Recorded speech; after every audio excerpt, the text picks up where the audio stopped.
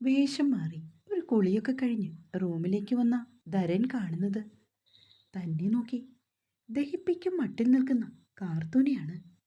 ഉം, എന്താടി? അമ്മ വിളിക്കുന്നുണ്ട്. എന്തിന്? ഭക്ഷണം കഴിക്കാൻ.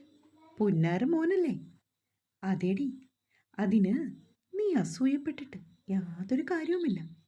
ഓ, എന്ന് പറഞ്ഞാൽ എനിക്കെന്തിനാ നിങ്ങളോട് അസൂയ? വലിയ കൊമ്പത്തെ ആരോ ആണെന്നാ വിചാരം. അതേടി, കൊമ്പത്തെ തന്നെയാ. അതിന് നിനക്കെന്താ? ഈ കൊമ്പ് ഞാൻ ഒടിച്ചെടുത്ത് ഒരേറ് കൊടുക്കും, കാണണോ? എളിക്കിരി കയ്യും കൊടുത്തുകൊണ്ട് കാർത്തു അവനെ നോക്കി. കാണണം. മോളെ കാർത്തു, ദേവൻ ഇറങ്ങിയില്ലേ ഇതുവരെ? ദേവേട്ടൻ ഇറങ്ങിയമേ, ഇപ്പൊ വരാന്ന് പറഞ്ഞു. അവൾ വിളിച്ചു പറഞ്ഞുകൊണ്ട് പുറത്തേക്ക് ഇറങ്ങിപ്പോയി. ഒരു മൂളിപ്പാട്ടും പാടിക്കൊണ്ട് പിന്നാലെ തരനും. പെണ്ണിനിത്തിരി കൂടുന്നുണ്ട്. വെച്ചിട്ടുണ്ട് കേട്ടോ, അവൻ മനസ്സിൽ മന്ത്രിച്ചു. അമ്മയപ്പോൾ ഭക്ഷണം വിളമ്പുകയാണ്. ചപ്പാത്തിയും കുറുമയും പിന്നെ ഒരു സാലഡും ഒക്കെ ഉണ്ട്. മൂവരും കൂടി ഒരുമിച്ചിരുന്ന് ഭക്ഷണം കഴിച്ച് എഴുന്നേറ്റു. പകലൊക്കെ അത്യാവശ്യം ജോലി ഉണ്ടായിരുന്നതുകൊണ്ട് ദേവമ്മ നേരത്തെ തന്നെ കിടക്കാൻ പോയി. ധരനാണെങ്കിൽ ആരെയൊക്കെയോ ഫോൺ വിളിച്ചുകൊണ്ടിരുന്നു. കാർത്തു കുറച്ചു സമയം ഹോളിലൂടെ അങ്ങോട്ടും ഇങ്ങോട്ടും ഒക്കെ നടന്നു. ധരൻ അതൊക്കെ കാണുന്നുണ്ട്. ഇടയ്ക്ക് അവൾ അവൻ്റെ മുഖത്തേക്കൊന്ന് പാളി നോക്കി. അത് കണ്ടതും ധരൻ ഒരു പുരിക ഉയർത്തി എന്താണെന്ന് ചോദിച്ചു. ഒന്നുമില്ലെന്ന് ചുമൽ ചലിപ്പിച്ചുകൊണ്ട് അവൾ റൂമിലേക്ക് പോയി. അരമണിക്കൂർ കൂടി കഴിഞ്ഞ ശേഷമാണ് ധരൻ എത്തിയത്. അപ്പോഴേക്കും കാർത്തു ഉറങ്ങും പോലെ കണ്ണുകൾ അടച്ചു കിടന്നു. അവൻ ലൈറ്റ് ഓഫ് ചെയ്തു കാർത്തുവിൻ്റെ അരികിലായി വന്നിരുന്നു. പുതപ്പെടുത്തവളെ നന്നായി പുതപ്പിച്ചു. ശേഷം ധരനും കയറിക്കിടന്നു. കണ്ണൊന്ന് ചിമ്മിയതേ ഓർമ്മ വന്നുള്ളൂ. അപ്പോഴേക്കും കാർത്തു തിരിഞ്ഞ് അവൻ്റെ വായ പൊത്തിപ്പിടിച്ചുകൊണ്ട് അവൻ്റെ കവിളിൽ ആഞ്ഞൊരു കടി വെച്ചു കൊടുത്തു. അവളുടെ കൈ തട്ടി മാറ്റിയിട്ടവൻ വേദന കൊണ്ട് പൊളഞ്ഞു. വേദന ചൊല്ലേ, ഇതുപോലെയായിരുന്നു എനിക്കും. എൻ്റെ 2 കവിളത്തുമല്ലേ നിങ്ങളിങ്ങനെ ചെയ്തത്? ദുഷ്ടൻ, പിശാചൻ, ദ്രോഹി. വായിൽ വന്നതെല്ലാം അവൾ ധരനെ വിളിച്ചു. അവളെ ഞെട്ടിച്ചുകൊണ്ട് ധരൻ ഒന്നും മിണ്ടാതെ കിടക്കുകയാണ്. ഈശ്വര, ഇയാളെങ്കിൽ ഒന്നും പറയാതെ കിടക്കുന്നത് അപകടമാണല്ലോ. അവൾ നെറ്റി ചൊളിച്ചു. എന്താ പറ്റിയേ? തന്നോട് വഴക്കുണ്ടാക്കുമെന്ന് കരുതിയതാ, പക്ഷെ ഇതിപ്പോൾ അനങ്ങുന്നില്ലല്ലോ. കുറച്ചു സമയം കൂടി അതേ ഇരിപ്പ് തുടർന്ന് അവൾ ഇപ്പുറത്തെ വശത്തേക്ക് നീങ്ങി അല്പം മാറിക്കിടന്നു. അവനെ നോക്കി തന്നെയാണ് അവളുടെ കിടപ്പ്. എങ്ങാനും ഒരാക്രമത്തിന് ധരൻ മുതിർന്നാലോ എന്ന് അവൾ ഭയന്നു. വലിയ കുഴപ്പങ്ങളില്ലാതെ നിമിഷങ്ങൾ കടന്നുപോയി. കാർത്തുവിൻ്റെ മിഴികൾ ഉറക്കച്ചടവോടെ മിന്നി തെളിഞ്ഞു വരുന്നു. പെട്ടെന്നാണ് അവളൊന്ന് ഉയർന്നു പൊങ്ങിയത്. കണ്ണ് ചിമ്മി തുറന്നതും അവൾ ധരൻ്റെ ദേഹത്തായിരുന്നു. ഇരു കൈകൾ കൊണ്ടും അവൻ അവളെ വലിഞ്ഞു മുറുക്കി. U Dharan, sorry. ദേവേട്ട, എന്നെ വിടൂന്നേ, പ്ലീസ്. അവൾ അവൻ്റെ നെഞ്ചിലേക്ക് ഇടിക്കുകയാണ്. അടങ്ങി ഒതുങ്ങിക്കിടന്നാൽ നിനക്ക് കൊള്ളാം, അല്ലെങ്കിൽ ഈ ദേവേട്ടൻ അസുരൻ്റെ സ്വഭാവം എടുക്കും. മനസ്സിലായോ കാർത്തുമ്പിക്ക്? തൻ്റെ ദേഹത്തേക്ക് കിടന്ന് കുതിർന്നവളെ ഒന്നുകൂടെ അമർത്തിപ്പിടിച്ചുകൊണ്ട് അവൻ പറഞ്ഞു. ദേ, എനിക്കിങ്ങനെ കിടന്ന് ശ്വാസം മുട്ടുന്നു. ദേവേട്ട വിട്, അല്ലെങ്കിൽ ഞാനിപ്പോൾ മരിച്ചു പോവും. ആ, എങ്കിൽ അതൊന്ന് അറിഞ്ഞിട്ടേ ബാക്കി കാര്യമുള്ളൂ. അവൻ ചിരിച്ചുകൊണ്ട് കണ്ണിറുക്കി. ദേവേട്ട, ഞാൻ പറയുന്ന ഒന്ന് കേൾക്ക്. നീ പറയുന്നതൊക്കെ കേട്ടതുകൊണ്ടല്ലേ ഞാനിങ്ങനെ കിടക്കുന്നത്. പറയടി. ഏട്ടാ, ഞാൻ സോറി പറയാം, പോരെ? എന്തിന്? അല്ല, ഏട്ടന് വേദനിച്ചെങ്കിൽ. ഓ, ഔദാര്യമാണോ?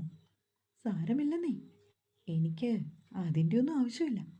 നീ കിടന്നുറങ്ങിക്കോ, എനിക്ക് ഉറക്കം വരുന്നു. അതും പറഞ്ഞുകൊണ്ട് ധരൻ കണ്ണുകൾ അടച്ചു. രാവിലെ ഉണർന്നപ്പോൾ ധരൻ കണ്ടത് തന്നോട് ചേർന്ന് കിടന്നുറങ്ങുന്നവളെയാണ്. വലങ്കയ്യാൽ തൻ്റെ വയറിലേക്ക് ചുറ്റിയിട്ടുണ്ട്.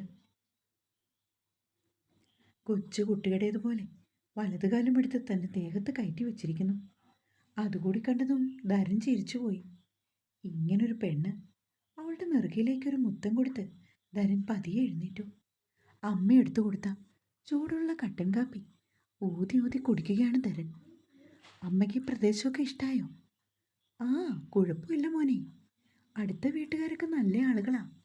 ഇന്നലെ ഇവിടെ വന്നിരുന്നു. എന്നോടും മോളോടും ഒക്കെ പരിചയപ്പെടാൻ. ഉം, കുറച്ച് ദിവസം എടുക്കുമേ എല്ലാം ഒന്ന് സെറ്റാവാൻ. അത് കഴിഞ്ഞാൽ പിന്നെ കുഴപ്പമില്ല. ഈ നാടുമായിട്ട് നമ്മളങ്ങോട്ട് ഇണങ്ങിച്ചേരും. അമ്മയും മകനും കൂടി സംസാരിച്ചുകൊണ്ടിരുന്നപ്പോഴാണ് കാർത്തു കയറി വന്നത്. ഉറക്കച്ചടവോടെ മുഖവും വീർപ്പിച്ച് കണ്ണും തിരുമ്മി വരുന്നവളെ ദേവമ്മ വാത്സല്യത്തോടെ നോക്കി. അവളുടെ കവളിൽ കെട്ടിപ്പിടിച്ച് ഒരു മുത്തം കൊടുത്ത് ധരന്റെ തൊട്ടപ്പുറത്തായി കിടന്ന കസേരയിൽ അവൾ പോയിരുന്നു. എല്ലാ ദിവസവും ഈ പതിവുള്ളതാ മോനെ. അവൾ ഉമ്മ കൊടുത്തത് നോക്കിയിരിക്കുന്ന കണ്ട് ദേവമ്മ മകനോട് പറഞ്ഞു. ശേഷം അവൾക്കും ഒരു കപ്പ് കാപ്പി കൊണ്ടുവന്ന് അവർ കൊടുത്തു. അപ്പോഴേക്കും അവൻ അവിടുന്ന് എഴുന്നേറ്റ് പോയി. ഇന്നെന്താ അമ്മേ കാലത്തെ കഴിക്കാന്? ശർക്കരയും നാളികേരവും വെച്ച് ഇലയട ഉണ്ടാക്കാം കുട്ടി. അത് മതി. അവൾക്ക് സന്തോഷമായി. ഉച്ചത്തേക്ക് ഇത്തിരി സാമ്പാറും കായ ഉപ്പേരിയും വയ്ക്കാം. കൊണ്ടാട്ടോ ഇരിപ്പുണ്ട്. അതൊക്കെ ധാരാളം മതിയമ്മേ. ഇന്നലത്തെ രസം ഫ്രിഡ്ജിലുണ്ട്. അപ്പോൾ കുശാലായില്ലേ? കാപ്പി കുടിച്ച് കപ്പൊക്കെ കഴുകി വെച്ച് ശേഷം അവരുടെ തോളിൽ തൻ്റെ തോളുകൊണ്ട് ചെറുതായി ഒരു തട്ട് കൊടുത്തിട്ട് അവൾ ചിരിച്ചു. കാർത്തവും ദേവമ്മയും കൂടി അടുക്കള ജോലികളൊക്കെ വേഗത്തിൽ ചെയ്തു. 9 മണിയാവുമ്പോൾ ഓഫീസിൽ പോകാനായി ഇറങ്ങാനാണ് ധരൻ അവളോട് പറഞ്ഞത്. 8 മണിയായപ്പോഴേക്കും അവൾ കുളിച്ച് റെഡിയാവാൻ മുറിയിലേക്ക് പോയി. പുലർനില ചില്ലയിൽ കുളിരിടും മഞ്ഞിൻ്റെ പൂവിതൾ തുള്ളികൾ പെയ്തതാവാം. അലയുമീ തെന്നലിൻ കരളിലെ തന്ത്രിയിൽ അലസമായി കൈവിരൽ ചേർത്തതാവാം. വാഷ്റൂമിൽ നിന്ന് ധരൻ പാടുന്നത് കേട്ടുകൊണ്ടാണ് കാർത്തു അകത്തേക്ക് കയറി ചെന്നത്. ഈശ്വര, എത്ര മനോഹരമായിട്ടാണ് ഈ ദേവേട്ടൻ പാട്ട് പാടുന്നത്. ചുവരിലേക്ക് ചാരി അങ്ങനെ തന്നെ നിന്നു പോയിരുന്നു അവൾ. അപ്പോൾ ഡോർ തുറക്കുന്ന ശബ്ദം കേട്ടതും അവൾ ഒന്നും അറിയാത്തതുപോലെ കബോർഡ് തുറക്കാനായി ഭാവിച്ചു. ഒരു സൽവാറും എടുത്തുകൊണ്ട് വേഗം കുളിക്കുവാനായി പോയി. ധരൻ്റെ പ്രണയാർദ്രമായ വരികൾ അപ്പോഴും അവളുടെ കാതിൽ അലയടിക്കുകയാണ്. ഇയാൾ ഇത്രയ്ക്ക് റൊമാൻറ്റിക് ആണോ? ഷവറിൽ നിന്നും തണുത്ത വെള്ളം മുഖത്തേക്ക് വീഴുമ്പോൾ പ്രണയത്തിൽ ചാലിച്ച സുഖമുള്ള ഒരു കുളിര് വന്ന് പൊതിയുന്നതായി അവൾ അറിഞ്ഞു. ഓഫീസിലേക്ക് പോകാനായി വേഗത്തിൽ കാർത്തു റെഡിയായി. ധരനാണെങ്കിൽ ലാപ്പ് തുറന്നു വെച്ച് എന്തൊക്കെയോ ചെക്ക് ചെയ്തുകൊണ്ട് അവിടെ തന്നെ ഇരിപ്പുണ്ട്. ചുരിദാറിൻ്റെ ദുപ്പട്ട എടുത്ത് മാറിലേക്കിട്ട് 2 സേഫ്റ്റി പിൻ എടുത്ത് ഇരു തോളിലുമായി ഉറപ്പിച്ചു. ഉച്ചയിൽ കെട്ടിവെച്ചിരുന്ന നനഞ്ഞ മുടിയൊന്നഴിച്ച് തോർത്തിയ ശേഷം കുളിപ്പിന്നിൽ പിന്നെ ഇട്ടു. ഒരു മോയ്സ്ചറൈസിങ് ക്രീം എടുത്ത് മുഖത്ത് അല്പാൽപമായി തേച്ചു. കൺമഷി എടുത്ത് മെല്ലെ കണ്ണ് കറുപ്പിച്ചു. ചെറുതായി നിറഞ്ഞു വന്ന മിഴികളെ നോക്കി അവൾ നിലക്കണ്ണാടിക്ക് മുന്നിൽ നിന്ന് ഒന്ന് പുഞ്ചിരിച്ചു. ധരൻ്റെ മുരടനക്കം കേട്ടപ്പോൾ അവൾ പെട്ടെന്ന് തന്നെ ബാഗ് എടുത്ത് തോളിലേക്കിട്ട് ജോലിക്ക് പോകാനായി ഇറങ്ങി. ഡേ, അവൻ്റെ അലർച്ച കേട്ടതും വാതിൽക്കലെത്തിയ കാർത്തു ഞെട്ടി. പിന്നിലേക്ക് അവളെ അവൻ വലിച്ചതും കാർത്തു ദേഷ്യത്തിൽ അവൻ്റെ മുഖത്തേക്ക് നോക്കി. എന്താ? ഒരുതരം പുച്ഛഭാവത്തിൽ തന്നെ നോക്കുന്നവളെ കണ്ടതും ധരൻ ഇത്തിരി ദേഷ്യം തോന്നി. എങ്കിലും അവളോടൊന്നും പറയാതെ അവൻ കുങ്കുമച്ചപ്പ് തുറന്ന് ഒരു നുള്ളു സിന്ദൂരമെടുത്ത് അവളുടെ നെറുകയിൽ അണിയിച്ചു. ഇനി മേലിൽ ഇങ്ങനെ കണ്ടുപോകരുത്. എൻ്റെ മരണം വരെയും ഇതിവിടെ കാണണം. അതിനുശേഷം നിന്റെ ഇഷ്ടം പോലെ ആയിക്കോ. പക്ഷേ ഞാൻ ജീവിച്ചിരിക്കുന്നത്ര കാലം ഈ സീമന്തം ചുവന്ന് തന്നെ കിടക്കും. കേട്ടല്ലോ? അല്പം ഗൗരവത്തിൽ അവൻ കാർത്തൂനെ നോക്കി. പെട്ടെന്ന് അവളുടെ മിഴികൾ നിറഞ്ഞു തൂവി. ഒരു വേള ധരനും ഒന്ന് അമ്പരന്നു. എന്താ ഇവക്ക് പറ്റിയതെന്നറിയാതെ. പെട്ടെന്നാണത് സംഭവിച്ചത്. പെണ്ണൊന്ന് ഉയർന്നു പൊങ്ങി. സോറി. അവൻ്റെ കവളിൽ ഒരു മുത്തം നൽകിയ ശേഷം അവൾ മെല്ലെ മന്ത്രിച്ചു. അവൻ എന്തെങ്കിലും മറുപടി പറയും മുന്നേ കാർത്തു ഓടിക്കളഞ്ഞു. കാർത്തുവിൻ്റെ പിന്നാലെ മുകളിൽ നിന്നിറങ്ങുമ്പോൾ വരണ്ട ചുണ്ടിൽ ഒരു പുഞ്ചിരി മായാതെ നിലകൊണ്ടു. അത് മറ്റാർക്കും വേണ്ടിയുള്ളതായിരുന്നില്ല, അവൻ്റെ കാർത്തുവിന് വേണ്ടി മാത്രം. ദേവമ്മയെ കൊണ്ടുപോയി ലക്ഷ്മി ആൻറ്റിയുടെ വീട്ടിലിറക്കി ധരനും കാർത്തും ഓഫീസിലേക്ക് പുറപ്പെട്ടു. അവിടെ ചെന്നതും ധരനോടൊപ്പം ഓഫീസിലേക്ക് കയറി വരുന്ന കാർത്തുവിനെ കണ്ട് എല്ലാവരും അന്തിച്ചു. അവളുടെ മാറിൽ പറ്റിച്ചേർന്ന് കിടക്കുന്ന ആലിലെ താലി, അതുപോലെ സീമന്തരേഖയിലെ സിന്ദൂരം. ഒറ്റ നോട്ടത്തിന് എല്ലാവർക്കും മനസ്സിലായി അവരുടെ വിവാഹം കഴിഞ്ഞുവെന്ന്. ഇതെപ്പോ? ജാനി ചുണ്ടനക്കി. ആ, ആർക്കറിയാം ആരാണോ ആ ഹതഭാഗ്യൻ? അലംകൃത പതിയെ പറഞ്ഞു. പെട്ടെന്ന് ധരൻ അവരെ ഒന്ന് നോക്കിയിട്ട് പിന്തിരിഞ്ഞു. അത് കണ്ടതും ഇരുവരും മുഖം കുനിച്ചു. Alankrita, please come. ധരൻ വിളിച്ചതും അലംകൃത പതിയെ അവൻ്റെ അടുത്തേക്ക് ചെന്നു. താൻ പറഞ്ഞ ആ ഹതഭാഗ്യൻ മറ്റാരുമല്ല കേട്ടോ, ഈ ധരൻ ദേവ് തന്നെയാണ്. തൽക്കാലം ഇത് താൻ മാത്രം അറിഞ്ഞാൽ മതി, ഓക്കെ? അവളെ നോക്കി ഒന്ന് കണ്ണിറുക്കിക്കൊണ്ട് അവൻ റൂമിലേക്ക് കയറിപ്പോയി. എന്തായിരുന്നു ഒരു രഹസ്യം പറിച്ചില്ല? തൻ്റെ ബാഗെടുത്ത് മേശമേൽ വെച്ച് കാർത്തു ധരനെ ഒന്ന് അടിമുടി നോക്കി. എന്തേ, നിനക്കിഷ്ടപ്പെട്ടില്ലേ? എനിക്കോ? എനിക്കൊരു ഇഷ്ടക്കേടുമില്ല. എന്നാൽ മിണ്ടാതിരുന്ന് നിന്റെ ജോലി ചെയ്യാൻ നോക്ക്. അതും പറഞ്ഞുകൊണ്ട് അവൻ തൻ്റെ ചെയറിലേക്ക് പോയി അമർന്നിരുന്നു. കാർത്തൂനാണെങ്കിൽ അത് കണ്ടതും ദേഷ്യം തോന്നി. പക്ഷെ കൂടുതലൊന്നും അപ്പോൾ അവരോട് പറയാൻ അവൾ മിനക്കെട്ടില്ല. അന്നാണെങ്കിൽ ഓഫീസിൽ അല്പം തിരക്കുള്ള ദിവസമാണ്. ധരനെ കാണുവാനായി പുറത്തുനിന്നും 1-2 പാർട്ടികളൊക്കെ വന്നു. അവരുമായി അവൻ പുറത്തേക്ക് പോയി. പിന്നീട് മടങ്ങിയെത്തിയത് ഉച്ചയ്ക്ക് ശേഷമാണ്. കാർത്തിക, ഒരാഴ്ചത്തേക്ക് ഞാനിവിടെ ഉണ്ടാവില്ല. എനിക്ക് 1-2 മീറ്റിംഗ്സ് ഉണ്ട്. അതുമായി ബന്ധപ്പെട്ട് ചെന്നൈ വരെ ഒന്ന് പോകണം. വന്ന് കയറിയതും അവൻ കാർത്തികയെ നോക്കി പറഞ്ഞു. അയ്യോ, അത് പറ്റില്ല. ധരനെ നോക്കി കാർത്തു അല്പം ഉറക്കെയാണ് പറഞ്ഞത്. വാട്ട്? എനിക്ക് ഒറ്റയ്ക്കോ? ഇവിടെ ഇത്രമാത്രം സ്റ്റാഫുള്ളപ്പോൾ? വേണ്ട, ധരം പോകണ്ട. നിനക്കെന്താ ഭ്രാന്ത് പിടിച്ചോ? അവന് ദേഷ്യം വന്നു.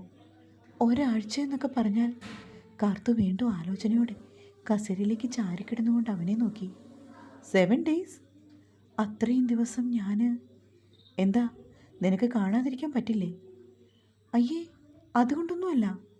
ഞാൻ ഒറ്റയ്ക്ക് ഇവിടെ എങ്ങനെ കൈകാര്യം ചെയ്യുമെന്നോർത്താ. ഓ, അത് സാരമില്ല. ഗിരിയുണ്ട്, പിന്നെ ജോണുണ്ട്. അതുകൂടാതെ എന്തെങ്കിലും ഡൗട്ട് വന്നാൽ എന്നെ വിളിച്ചാൽ മതി. അവളൊന്നും മൂളി. 2 weeks ആയിരുന്നവർ എന്നോട് പറഞ്ഞത്. പിന്നെ ഒരു പ്രകാരത്തിലാണ് ഞാനത് കുറച്ച് തമ്മേ. വീട്ടിലെത്തിയ ശേഷം തൻ്റെ ബിസിനസ് ട്രിപ്പിനെക്കുറിച്ച് പറഞ്ഞ് ധരൻ അമ്മയോട്. ദേവമ്മയ്ക്ക് പെട്ടെന്ന് വിഷമമായി. വിവാഹം കഴിഞ്ഞിട്ട് ഇത്ര ദിവസമല്ലേ ആയുള്ളൂ മോനെ. അതൊക്കെ പറയാൻ പറ്റുമോ അമ്മേ? ഈ സ്ഥാപനത്തിൻ്റെ ഏറ്റവും തലപ്പത്തിരിക്കുന്ന ഒരു വ്യക്തി എന്ന നിലയിൽ എനിക്ക് പോയേ പറ്റൂ. അമ്മ കൊടുത്ത കോഫി കുടിച്ച് ധരൻ പറഞ്ഞു. കാർത്തു മാത്രം ഒന്നും പറയാതെ മുഖം വീർപ്പിച്ചു നിന്നു. എങ്കിൽ പിന്നെ ഈ കുട്ടിയെ കൂടി കൊണ്ടുപോയാലോ? വിവാഹം കഴിഞ്ഞ് നിങ്ങൾ രണ്ടാളും ഒരു യാത്ര പോലും ഒന്നിച്ചു പോയിട്ടില്ല. അമ്മ അത് പറയുകയും കാത്തു പ്രതീക്ഷയോടെ ധരൻ്റെ മുഖത്തേക്ക് നോക്കി. അമ്മ, അതൊന്നും ശരിയാവില്ല. എൻ്റെ കൂടെ 2-3 പാർട്ടികളുണ്ട്. എന്നാൽ പിന്നെ വേണ്ട. അല്ലാതെ വേറെ നിവൃത്തിയില്ലല്ലോ. ഇത് തികച്ചും ഒഫീഷ്യലായ മീറ്റിംഗ് ആണമ്മേ. അതുകൊണ്ടാണ് ഞാൻ പറഞ്ഞത്. ചുണ്ട് കൂർപ്പിച്ച് പിടിച്ചുകൊണ്ട് അകത്തേക്ക് കയറി പോകുന്നവളെ അവൻ കടക്കണ്ണാലെ കണ്ടിരുന്നു. അത്താഴമൊക്കെ കഴിച്ച ശേഷം കാർത്തു അടുക്കളയൊക്കെ ക്ലീൻ ചെയ്യുകയാണ്. കാർത്തിക, നിനക്കൊരു ഫോണുണ്ട്. ധരൻ്റെ ശബ്ദം കേട്ട് അവൾ തിരിഞ്ഞു നോക്കി. കൈ നന്നായി തുടച്ചുകൊണ്ട് അവൾ വന്ന് ഫോൺ മേടിച്ച് കാതിലേക്ക് വെച്ചു. ഹലോ ചേച്ചി, ഞാനാ നിച്ചു. ആ മോനെ, നിച്ചുക്കുട്ടാ. ചേച്ചിക്ക് സുഖമാണോ? അതേ മോനെ. അവിടെ എല്ലാവരും എന്തെടുക്കുന്നു? എല്ലാവരും അപ്പുറത്തിരുന്ന് സംസാരിക്കുവാ. നിങ്ങളെല്ലാവരും ഇപ്പോഴും വല്യമ്മയുടെ വീട്ടിലാണോ മോനെ? അല്ലേ ചേച്ചി, ഞങ്ങൾ അവിടുന്ന് മാറി പുതിയൊരു വീട് വാടകയ്ക്കെടുത്തു. അതെയോ? എവിടെയാണ് സ്ഥലം? രാമമംഗലത്തെ വെല്ലിച്ചനില്ലേ, അവരുടെ ഒരു മോളുണ്ട്, രേഷ്മ ആൻറ്റി. ആൻറ്റി ഞങ്ങളും വിദേശത്തെവിടെയോ ആണ്. അവരുടെ വീട്ടിലേക്കാണ് ഞങ്ങളിപ്പോൾ താമസിക്കാൻ വന്നത്. സൗകര്യങ്ങളൊക്കെ ഉള്ള വീടാണോ മോനെ? ഓ ചേച്ചി, 2 നില വീടാ. കുറേ ഏറെ മുറികളൊക്കെ ഉണ്ട്. മോന് സമയം കിട്ടുമ്പോൾ ചേച്ചിയെ വിളിക്കണം കേട്ടോ. ശരി, എന്നാൽ ഞാൻ വെച്ചേക്കാം. അവൻ പെട്ടെന്ന് തന്നെ ഫോൺ കട്ട് ചെയ്തു. ധരന് ഫോൺ കൈമാറി കാർത്തു വീണ്ടും തൻ്റെ ജോലികൾ തുടർന്നു. എല്ലാം ഒന്ന് ഒതുക്കിപ്പെറുക്കി തൻ്റെ റൂമിലേക്ക് അവൾ തിരികെ വന്നപ്പോൾ ധരൻ പെട്ടികളൊക്കെ പായ്ക്ക് ചെയ്യുകയാണ്. അത് കണ്ടതും എന്തോ കാർത്തുവിന് മനസ്സിൽ ഒരു കൊളുത്തിപ്പിടിക്കൽ പോലെ. ഞാൻ സഹായിക്കണോ? മുഖമുയർത്തി തന്നെ നോക്കുന്നവനെ കണ്ടതും അവൾ പെട്ടെന്ന് ചോദിച്ചു. ഏയ്, അത്രയ്ക്കൊന്നും ഇല്ലടോ. കുറച്ച് ഡ്രസ്സൊക്കെ എടുത്ത് വെക്കുന്നതിന് എന്തിനാ ഒരുപാട് പേരുടെ സഹായം? ഒരുപാട് പേരൊന്നും ഇല്ലല്ലോ ഇവിടെ, ഞാൻ മാത്രമല്ലേ ഉള്ളൂ. അത് കേട്ടതും കാർത്തൂന് ദേഷ്യം വന്നു. അല്ല, നിനക്ക് എന്താ പറ്റിയേ? കുറച്ച് സമയമായല്ലോ തുടങ്ങിയിട്ട്. വെറുതെ ഓരോന്ന് പറഞ്ഞ് മനുഷ്യനോട് ഉടക്കാൻ വന്നിരിക്കുവല്ലേ? ധരൻ അവളുടെ അടുത്തേക്ക് വന്ന് നിന്നു. തുടരും.